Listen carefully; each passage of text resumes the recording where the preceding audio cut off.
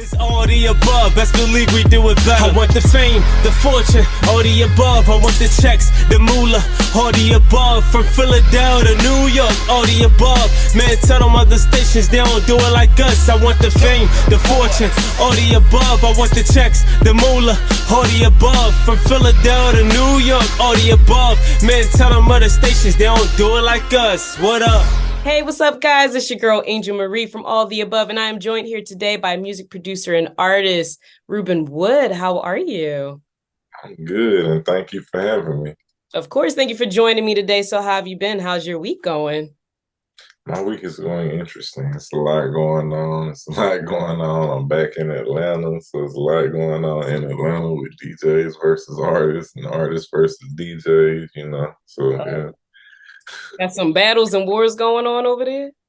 Yeah, they turned into 300, you know what I'm saying? Sparta style, so, yeah. Oh, man. Well, are you ready to get into this interview? I'm here, man. I'm ready. Let's make it happen. All right. So what inspired you to pursue a career in music and entrepreneurship, and how did you make that shift into the entertainment industry? As far as with music in general, I've been like in the entertainment industry since I was in my teens, for sure. I started out as a dancer and everything. Went on from that at being in a group, and we were making music and stuff back then, and that kind of translated and moved over to me focusing on a solo, career. And from there, I actually continued to pursue music to the point of me being an artist, leaving Georgia, going to New York, so forth and so on. And then I made a shift from doing that to becoming an entrepreneur, starting a media brand and company. And then that kind of, made me take a hiatus from doing music because I wanted to learn the business. And then, 13 years later, here we are. I'm dropping music again and a lot more business endeavors, but it's been a real journey. It's been a lot of stuff that has taken place over the years. But yeah, as much as I can say about that, to be honest with you. Hey, I mean, that was fair enough. You gave us a lot of juice there then alone. And you mentioned your brand. So that actually goes into my next question, because you are the owner and creator of entertainment platform SOM Talk Live. So can you tell us a little bit about that, and what steps did you take to birth this platform? So SOM Talk Live originally started in 2012. It was originally called Spaced Out Magazine, which more people in the industry knew me for after I went from being a rapper or artist and everything. I did my first interview with T-Boz from TLC. Mm-hmm. And then I used to do help with media campaigns and different things with Free Ray Rick Ross and other people on the West Coast. So that's kind of what started that, in 2012, and even during that time to where we at now, Blog Talk Radio was the significant platform we were doing interviews on. We didn't really have Zoom. We did use Skype, but it's changed nowadays versus back then. The Breakfast Club was literally like the top platform on Apple podcasts, charts, radio shows, stuff like that. So yeah. Now, what kind of influence or impact do you want SOM Talk Live to have on this audience? Well, what's interesting when you talk about influence is over the years, because the landscape of media has changed. A lot of times I took breaks with the brand. So because of that, it's like I have to rebrand it and make it to where it's up to par with the times that we're actually in. Exactly. So like where it's at now, the influence is not just about music, it's about culture, it's about news, it's about so many different things, but it still has to have whatever niche it is that I'm focusing on, you know. Mhm. So I think that for me, just where I'm at with the SOM brand, it's more so the niche, finding the right niche and continuing to focus on that because there's a lot of platforms out there.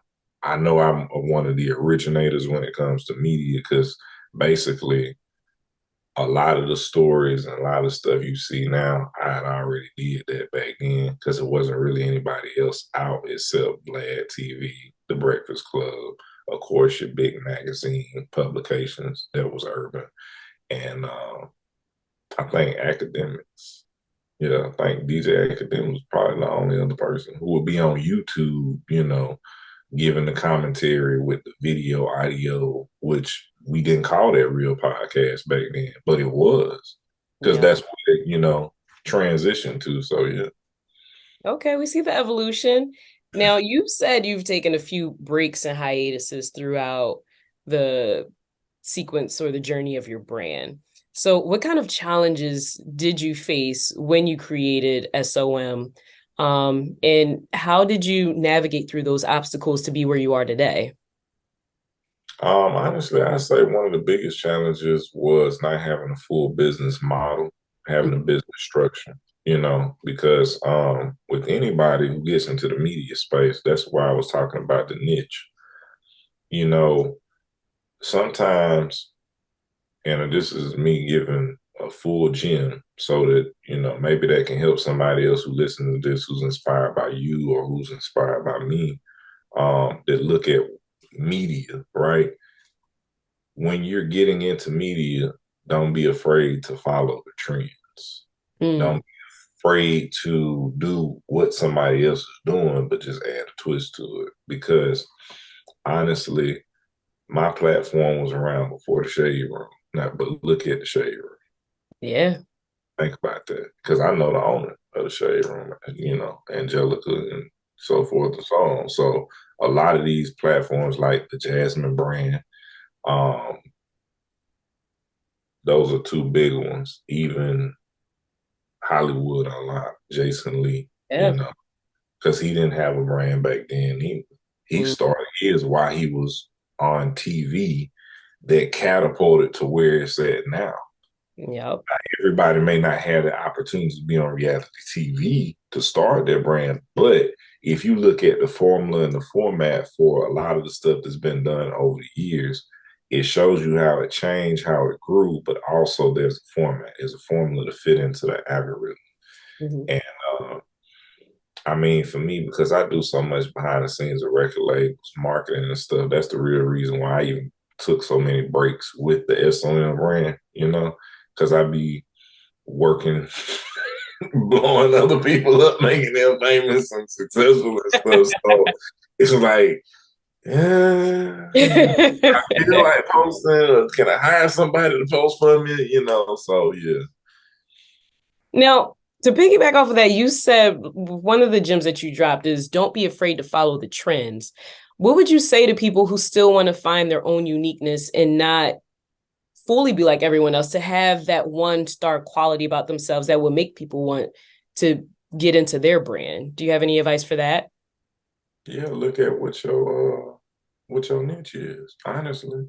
Because you gotta look at something like, say for instance, when you look at certain platforms, shout out to On the Radar, you know, because On the Radar has a platform um, that kind of fitted a trend in the aspect that they did something similar to Four Shooters Only. Shout out to AZ, but it was different. They made it their own. Look at the logo in the back, you Mhm. know.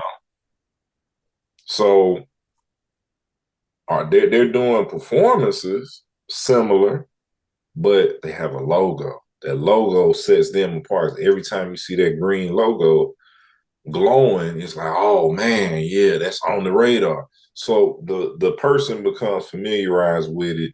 you see it going on in social media, it's trending, the labels are promoting it, the regular people promoting it, it becomes a thing that builds its own core following and audience where people can say, you know, okay, I can connect with this, I relate to this. It's not just my favorite artist, but I relate to the brand because we know On the Radar is going to have that sign, that logo, and it's definitely going to be a performance. That makes sense, actually. And to shift gears for a second, you are also the president of Quality Control Music's official DJs, who have artists such as City Girls and Quavo. So what role do you play in the success of this segment? And what does your team look for when you're scouting DJs? Honestly, the role that I play is I work hand in hand with two official who is you know, the marketing manager for quality control, a lot of street team marketing, a lot of organic groundwork. The grassroots marketing is done by two officials when a lot of the records are started and stuff. So I work with him and coordinating a lot of things. And then we have a team of individuals who are up under us who put a lot of stuff together. And then, of course, we have the DJs. So our DJs mainly consist of the DJs that are adjacent to the actual artists that are on the label for the most part. Because, like, Rhymer is the City Girls DJ, like you mentioned. You know, of course, when the Migos were a group, DJ The Real, he was, you know, that was their DJ. Then you got DJ Champ, which is Lil Baby's DJ. You got Matty Ice, which is Sim Jimmy's DJ. The list goes on for the different artists and everything. And those DJs are actually a part of QC DJs. They're the official roster. And then you have some, you know, several different other DJs that actually fit the bill, that are touring, they're doing major shows. They're tapped in the streets. They have mixed shows that's on, you know, several FM stations and things like that. So when we look for who to add to our roster of DJs, it's more so about the work ethic, you know, the reach of the actual DJ, and can you actually help QC as a whole and as a brand to push out the artist, you know, because a lot of DJs, it might be like, no, we want to be a part of QC DJs and stuff like that, but they want to be a part of it for the wrong reason. You know what I'm saying? Like they're looking at the name, but not necessarily The if you work get, that goes yeah, behind. because if you get a City Girl record and it's a new record and everything, you need to go play that record in the club. You know what I'm saying? Like you need to break the record in the club. Whatever club you in, they need to go back, run that back by 3 or 4 times. You know what I'm saying? You know, but it's things like that because a lot of times I get asked certain questions, not necessarily in interviews like what we look for, but I get asked questions about a lot of DJs like, oh, how can I be a part of it? And it's like, it's no disrespect to a DJ in general, but it's more so about what value can you add to the collective, because that's what it's really about. Exactly. I can dig. I hope all y'all DJs out there listening, you got to have something to bring to the table, okay? Now, overall, how did you find your way into the Quality Control Music family, and how would you describe the culture?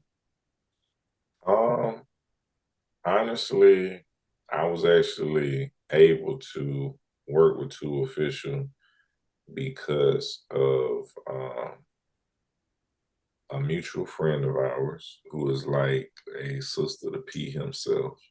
And she actually referred me. She trusted me. She took a chance on me and she believed in me. And because of that, that's why I'm actually in the position that I'm in today.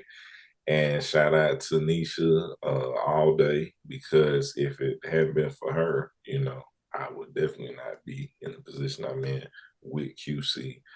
As far as culture, we still shift the culture. You know, we still are the ones who make a lot of things pop when it comes to music and how strong we are when it comes to enforcing that with pushing out new music records and things like that. The infrastructure is still there. So yeah. Okay. And we have to shift it into your music. And you recently released a project called 5 a.m. on Peachtree. So how would you describe the overall development of the project, and what kind of vibe can your audience expect to get? The overall development of the project has probably been a crazy process. It was very therapeutic for me because I was already dealing with the loss of my mother at the time when I started recording Sorry. and producing it. Thank you. And just really sitting on a lot of those verses and features and stuff for a couple of years. It took me all of 2023 to really finish the project, Mm-hmm. uh, just because it would be times where I would probably feel depressed and stuff like that. So, mentally I had to be on the right page. And that's really what the music did for me. And like I tell anybody, I'm appreciative, very appreciative to people who have hit me up, who have been like, they rock with the music and so forth and so on. Because for me, it wasn't about me rapping or coming back to do that. It was more so about the production for me. Because as a producer, a lot of times I wasn't taking that serious because me being with, QC, I'm not known for producing or producing their artists and stuff. So I'm definitely behind the scenes now, being more so in the front and everything. So that's pretty much has been like the highlight of that part, and kind of just the whole working frame of that and putting that together. Okay. Now, how did you get yourself out of that headspace? Because losing a parent or losing someone that you love dearly in general, I'm sure can put you in that dark space. How did you find that motivation again to get yourself out of that funk, to get back to the music and kind of release that energy in a different way? Well, I mean, honestly, it was more so about me having to take and do a lot of meditation, a lot of prayer, just get myself together, and stay well put together. Mm. Um, what I will say is, like, obviously grief for everybody is different. You know what I'm saying? And losing your mother, your parent in general, sibling, whatever, even if it's a child, whatever, cousin, loss is loss, grief is grief. I think sometimes it may hit you worse uh, when it is your parent, though. You know what I'm saying? Mhm. And for me, it's more so like you gotta let it out. You gotta let the grief out. That's probably been one of the biggest things, regardless of how that looks or how that feel. Even if you need to take your drive somewhere and just go cry or let that out, yell, something like that. But Mhm. uh, doing that and still working in the industry, getting through that, you know what I'm saying? It's been a lot, but at the same time, like I said, a lot of meditation, a lot of prayer, and just understanding how to control my energy, how to not allow certain energy in to affect me as well, for real. I completely understand. I lost my dad years ago, so I commend you on that because I fully relate to that. Yeah. And with your album, or is it your EP? No, it's your album. Mhm. 5 a.m. on Peachtree, the visuals and the graphics has a very strong presence. So how did you and your team decide on that creative process in that direction for the cover? So it's okay. So that's actually from a couple of people. One, shout out to Triple OG brand, because the hoodie in itself is bright orange. It pops. So you see Yep. that. Shout out to my photographer, King Leak, because we had a concept that we was looking for. We were able to pull it off, despite the fact that security was telling us we weren't supposed to take the photos. Oh, wow. So shout out to him. That was a thing. And then shout out to Pony Capri, who's actually featured on the album, but she has a really dope graphic design company. So she actually did the artwork for me. Oh, And um, we talked about the concept, what the original concept looked like versus what actually came out from the front and back cover. Was completely different than what we started with. The starting process was what I initially was looking at was it was crazy. It wasn't where it's at now. So it had nothing to do with Pony. So Pony actually made it where it's at now. So okay. as you see now, she's the one who was able to do that because before yeah, it looked like it was 5 a.m. just now. So, Literally. Now, what song would you highly recommend everyone to tune into on 5 a.m. on Peachtree? honestly, I would probably say Moreland Avenue and Margaret song. Um, the video drops Friday for Upgrade You. It's a funny skit on that. But yeah, I would say those two the most. Outside of that, if you're a real hip hop head, definitely the record with Jadakiss, Let the Music Play. Mm-hmm. If you're a Dipset fan, Pretty Girls Work on Sunday with Cameron. Uh, if we going out West Coast, definitely the West Side because he got the OG Snoop Dogg up on that and Paulie Capri and JP the Prince. So it's a couple of records. The album does not sound the same throughout it. It has a lot of different transitions. It is hip hop. It do have a couple trap type records. They have a lot of conscious, got the dance vibe, the island vibe, got a couple club records. So I gave people a little bit of everything, even with the Houston sauce on it with my boy King Key. Shout out to King Key, him and Benny the Butcher on the record together too. So, but my personal pick would probably be a Margaret song and like I said, Moreland Avenue with Gucci Mane. Ooh, Hey, you literally threw everything in the pot. People got no excuse not to listen to it. You got something for everybody. Now, out of everything that you have done thus far in your career, what would you say has been the best moment or your favorite memory?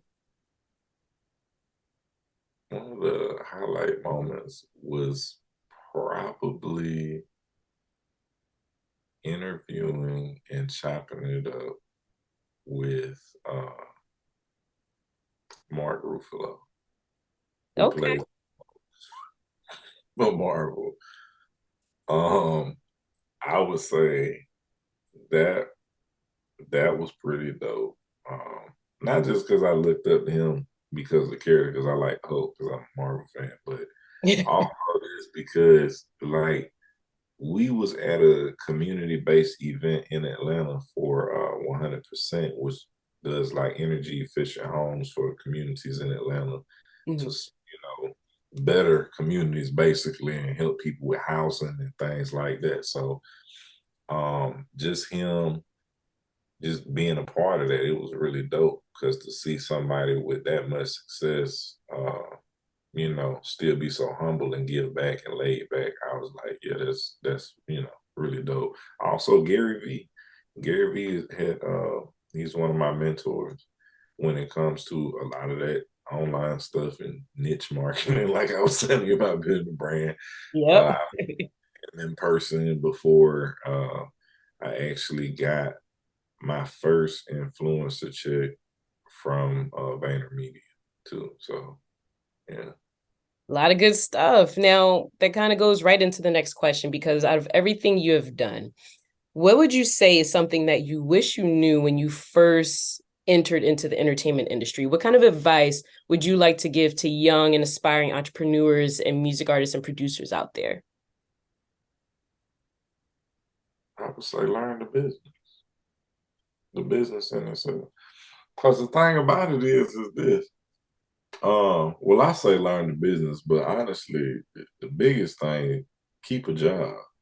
Understand that you need to have a Yes. trade or some type of side hustle or some type of business or something in place initially before you come into the entertainment business. The problem is that a lot of people or individuals, they may be talented, but when it comes to the business sense of things, they're lacking in that part because nobody is teaching a lot of us, or just the newcomers especially, that financial literacy part. Yep. And it's nothing wrong with working a job up until the day you getting a payout from a record label, or up until the day you're getting a sponsorship or an endorsement deal or this or that and so forth and so on.